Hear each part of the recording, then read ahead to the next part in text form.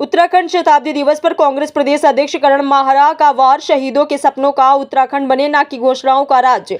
सुनील सोनकर की रिपोर्ट। उत्तराखंड के शताब्दी दिवस पर कांग्रेस प्रदेश अध्यक्ष करण माहरा ने शहीदों को श्रद्धांजलि दी और राज्य सरकार पर तीखा हमला बोला। माहरा ने कहा है कि भाजपा सरकार ने राज्य आंदोलनकारियों और शहीदों की भावनाओं को भुला दिया। उन्होंने शहीद स्थल पर उपवास कर रहे आंदोलनकारी कमल भंडारी का उपवास तोड़वाया और कहा कि सरकार शहीदों की आत्मा को भी भूल चुकी है।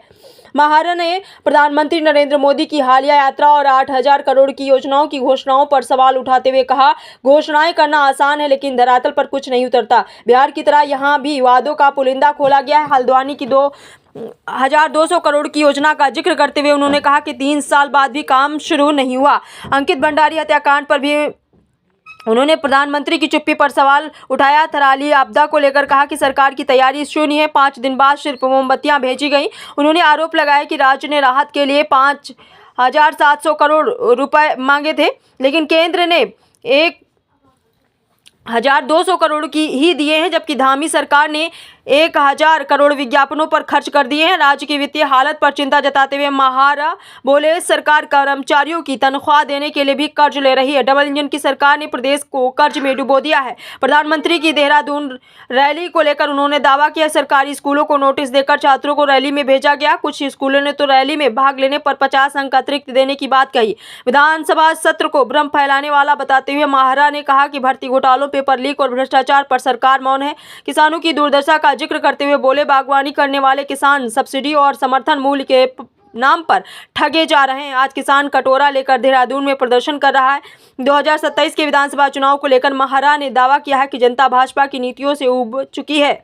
उपचुनाव में कांग्रेस का वोट प्रतिशत बढ़ा है। 2027 में कांग्रेस की पूर्ण बहुमत की सरकार बनेगी। बुराड़ी में बनने वाले केदारनाथ मंदिर पर उन्होंने कहा कि केदारनाथ केवल आस्था का विषय नहीं बल्कि ये स्थानीय लोगों की रोजी रोटी से जुड़ा हुआ है। अंत में माहरा ने कहा कि अब वक्त है कि हम शहीदों के सपनों का उत्तराखंड बनाएं जो आत्मनिर्भर, सम्मानित और विकासशील हो। यही सच्ची श्रद्धांजलि होगी। बाइट करण माहरा, प्रदेश अध्यक्ष कांग्रेस पार्टी उत्तराखंड।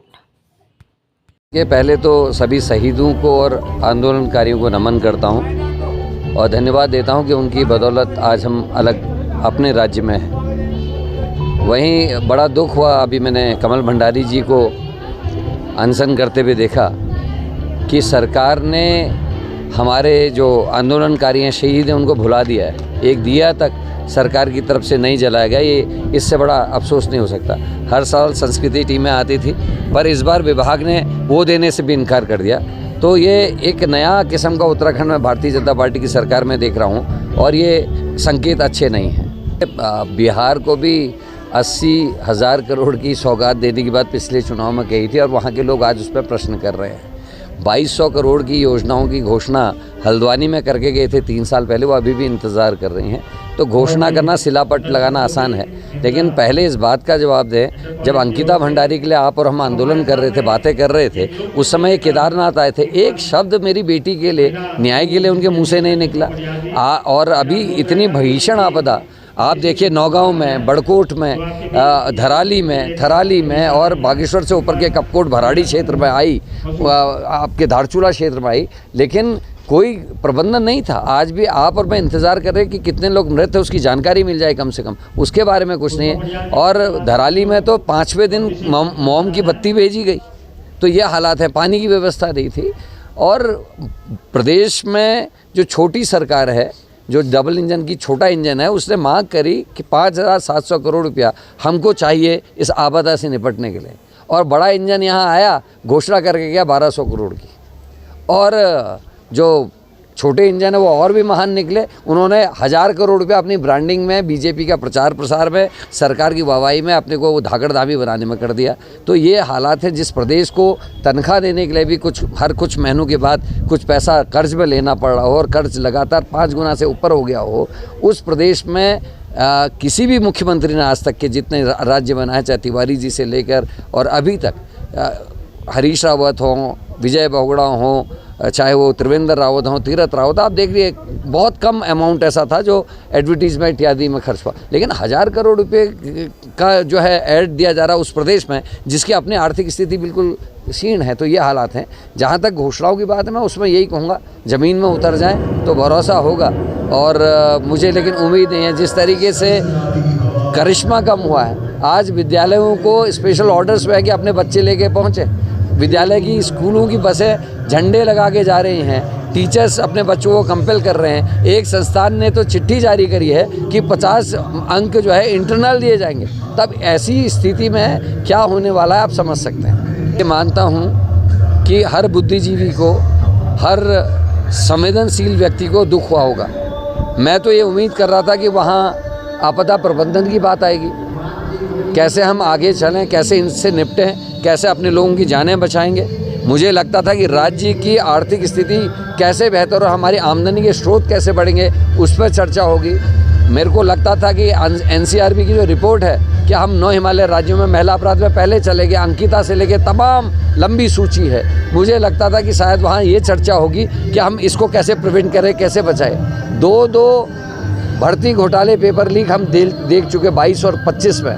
हमको लग रहा था कि इस पर गंभीर चर्चा होगी कि सख्त कानून बनाने की बात आपने की, लेकिन हम एक ही सरकार में दूसरी बार भर्ती घोटाला देख रहे हैं। तो उसको प्रिवेंट करने के लिए, उससे प्रदेश को बचाने के लिए हमको क्या करना है, इन विषयों पर चर्चा होगी। किसानों को लेकर चर्चा होगी। जब मैं इकबालपुर चीनी मिल में धरने में था, मैं देख रहा था अतिरिक्त जो उनका भुगतान बचा हुआ है, शेष भुगतान, उसकी मांग करके बैठे थे। और ये लंबे समय से गन्ने का समर्थन मूल्य, ये सब बातें अब देखने को मिल रहा है कि हमारा सेब का किसान, आड़ू, खुमानी, नाशपाती, प्लम का किसान अब देहरादून आके कटोरा लेके प्रदर्शन करने के लिए मजबूर है, क्योंकि सब्सिडी के नाम पे उनको छला गया, लूटा गया। वो जो शांत पहाड़ियों में रह के अपनी खेती किसानी करके अपना जीवन यापन करते हैं, वो भी अब उद्वेलित होकर शहरों की ओर रुख कर रहे हैं, गुस्से में रुख कर रहे हैं। तो ये हमने पाया नहीं है, खोया है। ये विषय थे जिन पर चर्चा होनी चाहिए थी। क्यों नहीं मिले माल्टे को समर्थन मूल्य, क्यों नहीं मिले सेब को समर्थन मूल्य, क्यों नहीं मिले आड़ू, नाशपाती और प्लम को समर्थन मूल्य, ये हमारी डिमांड्स थी। लेकिन उसमें हम बहुत पीछे हैं। राज्य का गठन जिस सपनों के साथ हुआ, हम सोचते थे खेल हमारा होगा, हमारे बच्चे भी रणजी खेलेंगे, हमारे भी बच्चे फुटबॉल में फीफा खेलने जाएंगे, हमारे बच्चों की नौकरियां लगेंगी, हमारे खेत खलिहान हमारे होंगे, जंगल और पानी में हमारे हकों की रखवाली होगी। लेकिन ऐसा कुछ देखने को नहीं मिला। अभी बहुत लंबा चलना है और उसके लिए मैं आपके माध्यम से सबसे प्रार्थना करूँगा कि संकल्प लें कि उत्तराखंड जैसा हम चाहते थे, जिसके लिए हमने आंदोलन किया, वैसा उत्तराखंड हम देख सकें और बना सकें। मेरी उम्मीदें बड़ी हैं, बरकरार भी कहूँगा, क्योंकि पहली बार हुआ है कि किसी सरकार के विरुद्ध विपक्ष ने बाई इलेक्शन जीते। हमने बद्रीनाथ जीता, हमने हरिद्वार मंगलौर जीता और केदारनाथ में 51.62% वोट बढ़े। भले हम चुनाव हारे, लेकिन हमारा वोट और परसेंटेज जो वहाँ की थी केदारनाथ की, वो 51 से 52% के बीच में बढ़ी है। हमने बुराड़ी का मंदिर बनने से रुकवाया, जिसका उद्घाटन करने प्रदेश के मुख्यमंत्री खुद गए थे। वो हमारी आस्था का सवाल ही नहीं है, वो हमारी रोजी रोटी, हमारे पेट को भी पालने का काम हमारा केदारनाथ करता है, हमारा बद्रीनाथ करता है, हमारी माँ गंगोत्री यमुनोत्री करती है, हमारा हेमकुंड साहब और रीटा साहब करते हैं, वही हमारा कलियर शरीफ करता है। जब पिलग्रिम्स आते हैं यहाँ पूजा अर्चना करने, तो हमारे पंडा पुरोहित, हमारे driver, taxi, home stay, hotels को काम मिलता है। और वो हमारे लिए आस्था के साथ साथ हमारे जीवन यापन का भी है। और वो तो बहुत बड़ी शक्ति है, जिसको आप कहीं भी बना दें, किसी चौराहे पे बैठा देंगे, ऐसा नहीं हो सकता। और मैंने हरिद्वार से जब हर की पौड़ी से हरिद्वार से लेकर केदारनाथ तक की पदयात्रा की, तो बुराड़ी का मंदिर रुका। ये जज्बा था उत्तराखंड के आंदोलनकारियों का, उनके ताकत का, ताकि हम ये काम कर सके। और आगे भी हम पूरी कोशिश करेंगे कि उत्तराखंड आगे बढ़े और जो सपनों का उत्तराखंड था शहीदों का, वो बने। जीत रहे हैं, निश्चित ही जीतेंगे भाई। मैंने बोला ना, बाई इलेक्शन जीते हैं, निकाय में ज़्यादा सीटें जीते हैं। आप देखिए क्या कहते हैं, गैरसैंण, नैनीताल, बगल में रानीखेत, ये सारी सीटें जो थी आपका और अन्य जो स्थान है, जो मुख्य स्थान है, उनको सबको कांग्रेस जीती है। और हमने ज़्यादा सीटें बीजेपी से, भले वो निगमों को जीत गए, उसमें क्या होता है आप भी जानते हैं, मैं भी जानता हूँ।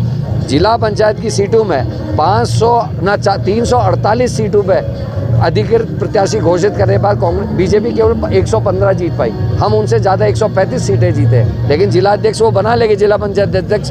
आपके बगल में मसूरी में इधर क्या हुआ आपने देखा है, आपने